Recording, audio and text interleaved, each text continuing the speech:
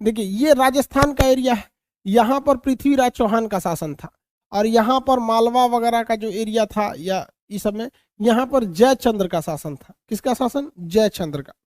तो जयचंद्र और पृथ्वीराज चौहान दोनों ही एक अच्छे मित्र थे। जयचंद्र और पृथ्वीराज चौहान बहुत ही अच्छे मित्र थे, कई लड़ाइयाँ इन लोगों ने साथ में लड़ी थी। लेकिन इस यहाँ पर ये जो एरिया था इस पर मोहम्मद गौरी की नजर थी। गौरी चाहता था किसको जीत लेना? राजस्थान का एरिया को, पृथ्वीराज चौहान का। लेकिन जब मोहम्मद गौरी यहाँ आक्रमण करने के लिए आता था तो उस वक्त जयचंद्र और ये पृथ्वीराज चौहान दोनों मिलके मार देते थे। तो यही हुआ भी 1191 में हरियाणा के पास तराइन का मैदान है। तराइन का मैदान कहाँ है? हरियाणा के पास। तराइन का प्रथम युद्ध, तराइन का द्वितीय युद्ध और तराइन का तृतीय युद्ध, 3 युद्ध पढ़ाएंगे आपको तराइन का। तो 1191 में तराइन तराइन का फर्स्ट युद्ध हुआ था। First battle of Tarain. Tarain कहाँ पर है? हरियाणा में है। इस युद्ध में मोहम्मद गौरी हार गया। इस युद्ध में कौन हार गया? मोहम्मद गौरी हार गया। तो यहाँ हम गौरी लिख के उसे काट देते हैं, मतलब समझिएगा मोहम्मद गौरी हार गया। अब पृथ्वीराज क्या हो गए? जीत गए। पृथ्वीराज जीत गए। यहाँ पर पृथ्वीराज यहाँ पर जीत गए। लेकिन इसके बाद कुछ हो गया गड़बड़। 1 साल बाद, 1 साल बाद गड़बड़ क्या हो गया कि पृथ्वीराज चौहान जो था ये यहाँ पर थे, और जयचंद्र की बेटी जो थी, जयचंद्र यहाँ था, जयचंद्र जयचंद्र की बेटी का नाम था संयोगिता। संयोगिता संयोगिता।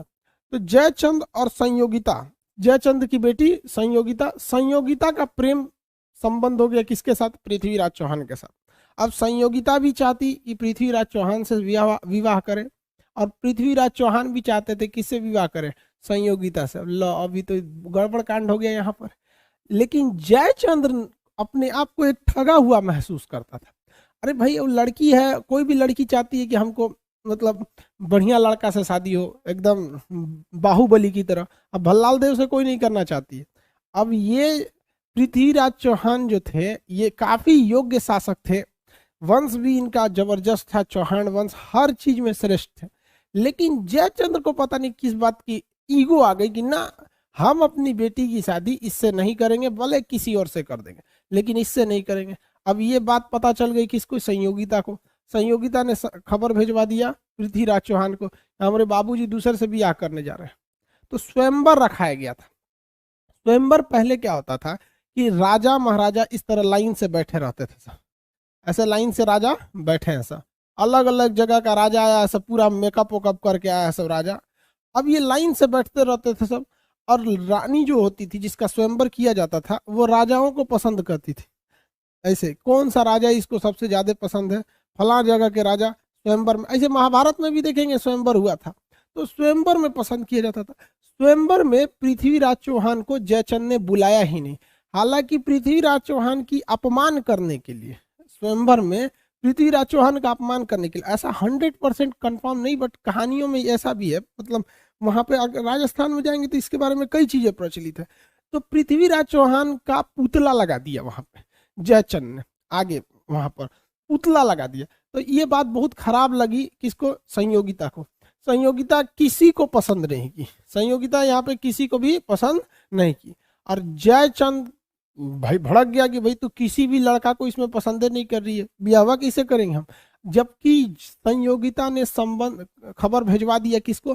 पृथ्वीराज चौहान को, कि आज हमको लेके चलना है। तो भाई पृथ्वीराज चौहान भी काहे को कम, ले आ घोड़ा निकालो सैनिक, चल चलते हैं। तो यहाँ से सीधे लेके चले गए कहाँ पर? भाई स्वयंवर में पृथ्वीराज चौहान। और स्वयंवर में सबके सामने संयोगिता ने पृथ्वीराज चौहान के गले में हार डाल दिया, मतलब यही पसंद किए हैं इनको। अब पृथ्वीराज चौहान लेके चल दिया किसको? संयोगिता को, अपने यहाँ शादी ब्याह करके। अब यहाँ जयचंद्र की डबल ट्रिपल बेइज्जती हो गई। पहली कि उसकी बेटी उससे शादी कर ली जिससे वो नहीं चाहता था, दूसरा वो जयचंद और इसमें पृथ्वीराज चौहान में एक बेटी लेके भाग गया, एक दूसरा झमेला हो गया।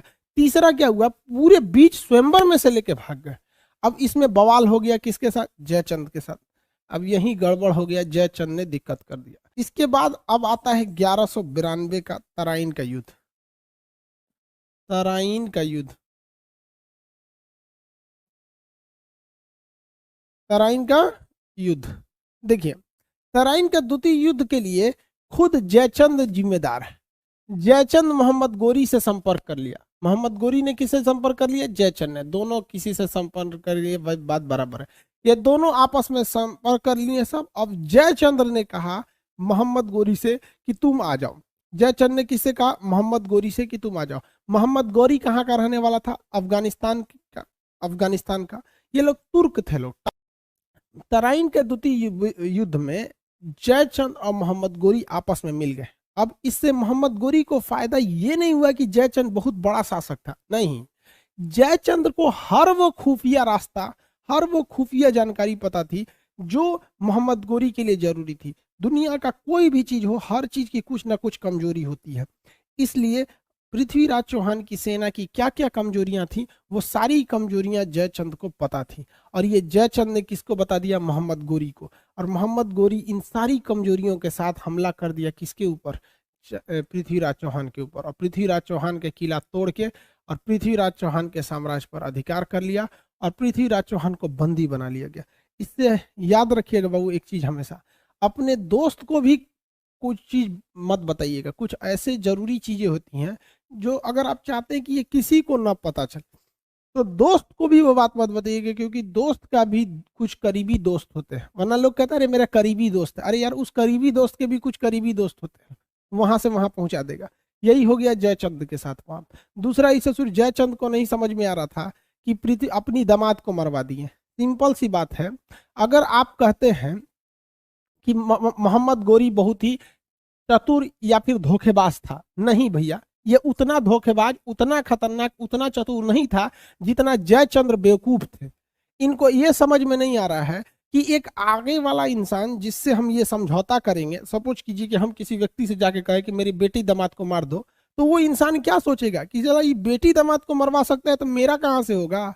तो जयचंद्र को लगा कि नहीं, ये जो मोहम्मद गोरी है ये यहाँ आएगा और पृथ्वीराज चौहान को हराएगा और चला जाएगा यहाँ से। अरे भाई साहब, पृथ्वीराज चौहान को हरा दिया, उसके बाद जयचंद ने कहा कि ठीक है चले जाओ यहाँ से, तो हमको ये साम्राज्य दे दो, हम तो तुम्हारे दोस्त हैं। तो मोहम्मद गोरी ने कहा कि दोस्त हो ससुरे, तुम अपने बेटी दामाद के नहीं हुए, हमारे कहाँ से हो गए। थूर दिया किसको? जयचंद को भी। आप बताइए अच्छा किया कि नहीं किया? हम तो कहें बहुत अच्छा किया, ताकि आने वाली पीढ़ियां इससे सबक ले कि भाई पीठ में छुरा घोपोगे, इसे कहते इंस्टेंट कर्मा, तुरंत बदला मिल गया 1194 की युद्ध में। अब ये तराइन का जो द्वितीय युद्ध था, इसमें बताइए इसमें विजयी कौन हो गया? मोहम्मद गौरी विजयी हो गया। और हार कौन गए? पृथ्वीराज चौहान। छल कपट बहुत खतरनाक चीज होता है। अब इनका बदला ऊपर वाला देख रहा है 1194 के युद्ध में। देखिए ध्यान से, 1194 के युद्ध में आप में से कितने लोग हैं जो बता सकते हैं इस समय युद्ध कौन सा हुआ था? 1194 में कौन सा युद्ध हुआ था? चंदवार का युद्ध। चंदवार का युद्ध, वेरी गुड। कौन है भाई? गोल्डन बाबू। चंदवार का युद्ध, वेरी गुड। कुछ कुछ पहले से पता रहेगा तो अच्छा लगता है, नहीं तो हम तो बतेबे करेंगे। चंदवार का युद्ध। चंदवार के युद्ध में किसको उड़ा दिया? जयचंद्र को।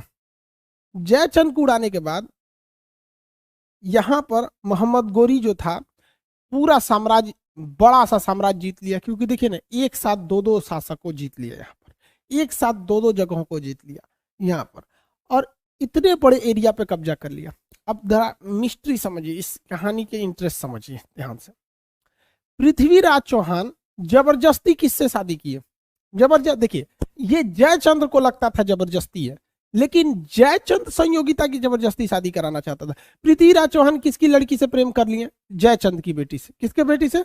जयचंद की बेटी से। और सारा का सारा यही प्रेम जो था बर्बाद कर दिया इनके साम्राज्य की कहानी को। सेम ससुरा यही घटना हो गया मोहम्मद गोरी के साथ। मोहम्मद गोरी जो इतना युद्ध में बिजी था, कभी यहाँ युद्ध कर रहा है, कभी जयचंद को मार रहा है, दोबारा पृथ्वीराज चौहान के पास आया। इस युद्ध के दौरान मोहम्मद गोरी का जो गुलाम था कुतुबुद्दीन ऐबक, मोहम्मद गोरी का गुलाम का नाम बताओ भैया? कुतुबुद्दीन ऐबक। कुतुबुद्दीन ऐबक हमेशा मोहम्मद गोरी के बगल में रहता था, कि बेटिया को इसे लाइन मारता था। कुतुबुद्दीन ऐबक जो था उसने सीधे सीधे किसकी बेटी से फंसा लिया? मोहम्मद इसके गौरी के। अब भाई साहब, जब गौरी को ये बात पता चली कि सचुरा हम पहले 1191 के तराइन के युद्ध में बिजी थे, 92 में तराइन के द्वितीय युद्ध में बिजी थे, और इधर 94 में चंदवार के युद्ध में बिजी थे, तो इस ससुरा हमारी बेटिया को फंसा लिया। ये बहुत खचरा निकला यहाँ पे। तुरंत मोहम्मद गोरी तलवार निकाला, ये बर्बाद कर देंगे हम तुमको। तो उसकी बेटिया का ये पगला गए हैं का? वो देख रहे हैं इस शादी ब्याह के चक्कर में पृथ्वीराज चौहान मारा गया और जयचंद भी मारा गया। आप अहू चल जाएंगे चुपचाप से, ये गुलाम है तो क्या हुआ, हम एकरे से ब्याह करेंगे। तो मोहम्मद गोरी कहा कि भाई ठीक है करिए, आपस में झगड़ा कर ले कोनो फायदा नहीं है। यहाँ मोहम्मद गोरी ने कहा कि ठीक ठीक चल तो राई से ब्याह कर देंगे। तो मोहम्मद गोरी ने अपनी बेटी का विवाह अपने गुलाम, किससे किया? अपने गुलाम, अपना गुलाम से शादी कर दिया। किससे शादी किया? गुलाम। अब भैया गुलाम मतलब परमानेंट खरीदा हुआ नौकर। अब भैया शादी तो कर दिया, अब उस ससुराल जाएगी कहाँ से? गुलाम के पास तो खुद के रहने का जगह नहीं होता है, वो कहाँ से जाएगी शादी कर? शादी तो करने का कर दिया। और भी जानते हैं, आप बताइए अगर ये पृथ्वीराज चौहान और जयचंद के बीच में विवाद नहीं हुआ रहता तो क्या मोहम्मद गोरी की बेटी की शादी कुतुबुद्दीन ऐबक से हो जाती? आपको क्या लगता है? तो नहीं होता। हाँ एकदम सही बोला, नहीं होता। वो मार देता कुतुबुद्दीन ऐबक को, चलो हमारी बेटी को फंसाएगा। अरे यार ये सब प्रेम उरेम चक्कर बड़ी खराब होता है, इसलिए लड़की सबको देखबे मत करो, वरना तू देखोगे ना तू ऐसे ऐसे ऐसा करेगी, सब बाल हटाएगा ऐसे ऐसे, तू पिघल जाएगा। देखबे मत करो ससुरा, तो नहीं बहुत चौपट कर देगी सब। ये बहुत खतरनाक होती है सब। अब हुआ कहीं हम क्या किए हैं, तू क्या किए हो? पटाखा में आग तुम ही लगाई है तो भड़कबे न करेगा।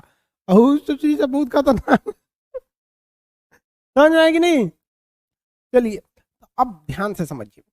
तो मोहम्मद गोरी ने देखा कि देख भाई जो गलती जयचंद्र ने किया था, ध्यान से समझिए, जो गलती जयचंद्र ने किया था अपने दामाद के साथ छल कपट करके, तो जयचंद भी मराया, दामाद भी मराया, बेटी भी मराई। तो मोहम्मद गोरी ने कहा कि ये गलती हम नहीं करेंगे। प्रेम और ससुरा बहुत पगला होकर बेटिया कर इतना, जब वो ब्याह कर मेरे साथ करेंगे ना तो भाग जाएंगे, हई है हुआ। तो उसने ब्याह करा दिया अपने गुलाम कुतुबुद्दीन ऐबक और अपनी बेटी का।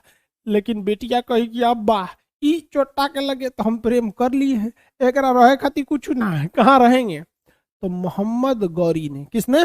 मोहम्मद गौरी ने ये सारा जीता हुआ जगह, इनके बाबूजी का तो था नहीं, जीत लिया, सारे जीते हुए जगह को अपने गुलाम कुतुबुद्दीन ऐबक को दिया कि ले रे चोटा कहीं के ही ले ले, हमारी बेटिया को यहीं रख देना। तो मोहम्मद गौरी ने अपने गुलाम को यहाँ बैठाया। मोहम्मद गौरी ने किसे बैठाया? अपने गुलाम को यहाँ बैठाया। उस गुलाम का नाम क्या था? कुतुबुद्दीन ऐबक। और यहां से आ गया आपका कौन सा वंश? गुलाम वंश।